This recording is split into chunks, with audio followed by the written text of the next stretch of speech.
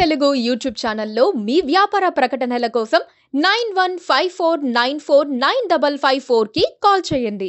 తెలంగాణలో పార్లమెంట్ ఎన్నికల సంగ్రామం ముగిసింది. జూన్ 4వ తేదీన ఫలితాలు వెలువడనున్నాయి. ఆ తర్వాత తెలంగాణకు కొత్త పీసీసీ చీఫ్ ను నియమించే అవకాశం ఉంది.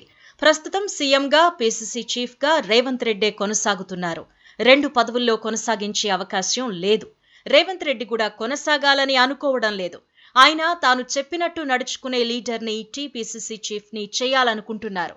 కానీ హైకమాండ్ అంత చాయిస్ ఇవ్వదని, ఖచ్చితంగా రేవంత్ కు పక్కలో బల్లాన్ని రెడీ చేస్తుందన్న అంచనాలు వినిపిస్తున్నాయి.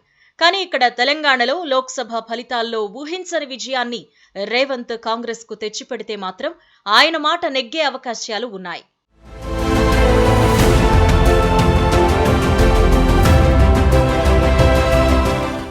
రేవంత్ రెడ్డి తెలంగాణ పీసీసీ చీఫ్గా 2021లో బాధ్యతలు చేపట్టారు.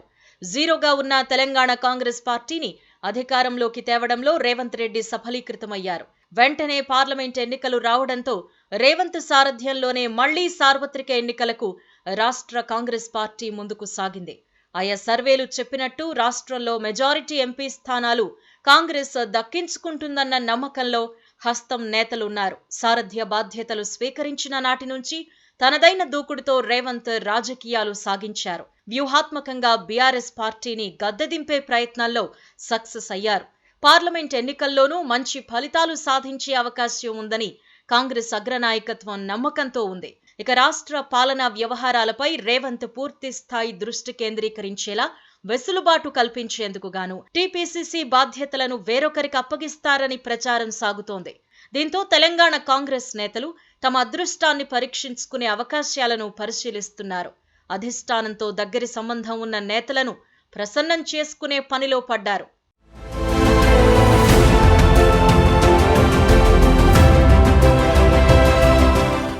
పార్లమెంట్ ఎన్నికల తరువాత మంత్రివర్గ విస్తరణ చేపట్టే అవకాశం ఉంది. ముఖ్యమంత్రితో కలుపుకుని రాష్ట్ర కేబినెట్ సంఖ్య 18 ఉండాలి. ప్రస్తుతం సీఎం రేవంత్ రెడ్డి సహా 12 మంది ఈ కేబినెట్లో ఉన్నారు. మిగిలిన 6 ఖాళీలను పూర్తి చేయాల్సి ఉంది. ఇప్పటికే దీని మీద అధిష్టానానికి ఓ క్లారిటీ ఉందని, సామాజిక వర్గాల వారీగా, జిల్లాల వారీగా ప్రాతినిధ్యం ఇచ్చే రీతిలో మిగిలిన 6 స్థానాలను భర్తీ చేస్తారని కాంగ్రెస్ సీనియర్ నేతలు చెబుతున్నారు. ఈ తంతు ముగియగానే పీసీసీ సారథ్య బాధ్యతలను రేవంత్ రెడ్డి నుంచి తప్పించి పూర్తిగా పాలనపై దృష్టి సారించేలా వెసులుబాటు కల్పిస్తారని చెబుతున్నారు. కొత్త పీసీసీ చీఫ్గా సీనియర్ నేతకు అవకాశం దక్కుతుంది అంటున్నారు. ఈ క్రమంలో ఇప్పటికే ఆయా సామాజిక వర్గాల నుంచి కీలక నేతలు తమ వంతు ప్రయత్నాలు మొదలుపెట్టినట్టు సమాచారం. కాంగ్రెస్ అగ్ర నేతలను కలిసినప్పుడల్లా తమ సీనియారిటీని, పార్టీ సేవలను, అధిష్టానం పట్ల తమ విధేయతను ప్రకటిస్తున్నట్లు కాంగ్రెస్ వర్గాలు చెబుతున్నాయి. అయితే పీసీసీ చీఫ్ రేసులో మంత్రి భట్టి విక్రమార్క సహా ప్రస్తుత PCC working president Jaggareddy, MLA Komatireddy Rajagopal, మాజీ ఎమ్మెల్యే సంపత్, మధుయాష్కి గౌడ్, మహేష్ కుమార్ గౌడ్ వంటి నేతలు తమ వంతు ప్రయత్నాలు చేస్తున్నారు. పీసీసీ చీఫ్గా రేవంత్ రెడ్డి 100కు 100% సక్సెస్ కావడంతో ఆ తర్వాత పగ్గాలు స్వీకరించే నేత కూడా ఆ మేరకు సామర్థ్యం గల వ్యక్తే ఉండాలన్నది అధిష్టానం యోచనగా పార్టీ సీనియర్ నేతలు చెబుతున్నారు. అంతేకాకుండా గాంధీ కుటుంబం పట్ల విధేయత తప్పనిసరి అర్హతగా కాంగ్రెస్ చరిత్ర తెలిసిన వారు ఎవరైనా చెబుతారు. అంతేకాకుండా ఏ సామాజిక వర్గానికి ఈ దఫా అవకాశం ఇస్తారు అన్నది కూడా పార్టీలో ఉత్కంఠకు తెరలేపుతోంది. పీసీసీ చీఫ్గా ఎస్సీ సామాజిక వర్గం నుండి అవకాశం ఇస్తారా, లేక బీసీల నుండి అవకాశం ఇస్తారా అన్న చర్చ సాగుతోంది. సీఎం రేవంత్ రెడ్డి ఎవరికి ఓటు వేస్తారు అన్న విషయంపై చర్చలు సాగుతున్నాయి. అటు ప్రభుత్వం, ఇటు పార్టీ సమన్వయంతో నడవాలి అంటే రేవంత్ రెడ్డికి సహకరించే వ్యక్తే పీసీసీ చీఫ్గా ఉండవచ్చని, ఈ అంశం కూడా పీసీసీ చీఫ్ ఎంపికలో ప్రధానంగా మారవచ్చన్న ఊహాగానాలు వెలువడుతున్నాయి. సోనియా గాంధీ సహా రాహుల్, ప్రియాంకలతో రేవంత్కున్న సంబంధాల దృష్ట్యా ఈ ఎంపికలో రేవంత్ పాత్ర ప్రముఖంగా ఉండవచ్చని చెబుతున్నారు. ఏదేమైనా పార్లమెంట్ ఎన్నికల ఫలితాల తరువాత పీసీసీ చీఫ్ మారడం ఖాయమని, స్థానిక సంస్థల ఎన్నికలకు కొత్త సారథి నేతృత్వంలోనే తెలంగాణ కాంగ్రెస్ వెళ్లనున్నట్టు ఆ పార్టీ సీనియర్ నేతలు చెబుతున్నారు. ఈ కారణంగా ఇప్పటి నుండే పార్టీ అగ్రనేతల కనుసన్నల్లో పడేందుకు ఆశావహులు తమ ప్రయత్నాలు కొనసాగిస్తున్నారు. ఎట్టి పరిస్థితుల్లోనూ పార్టీ ముఖ్య పదవిని దక్కించుకునేలా వ్యూహాలు సిద్ధం చేసుకుంటున్నారు.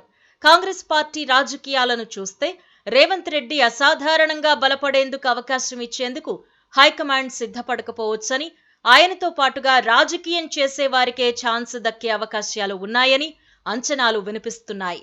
పీసీసీ చీఫ్ పోస్ట్ కాంగ్రెస్లో చాలా కీలకం. అయితే బలమైన నేతలు సీఎంలుగా ఉన్నప్పుడు ఆ సీఎంలకు నచ్చిన వారినే పెట్టారు. డిఎస్, కేకే ఇలాగే చీఫ్లయ్యారు.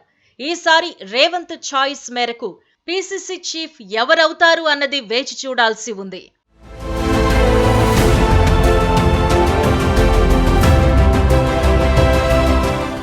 Please subscribe to KTV Telugu. KTV Telugu. KTV Telugu. KTV Telugu channel.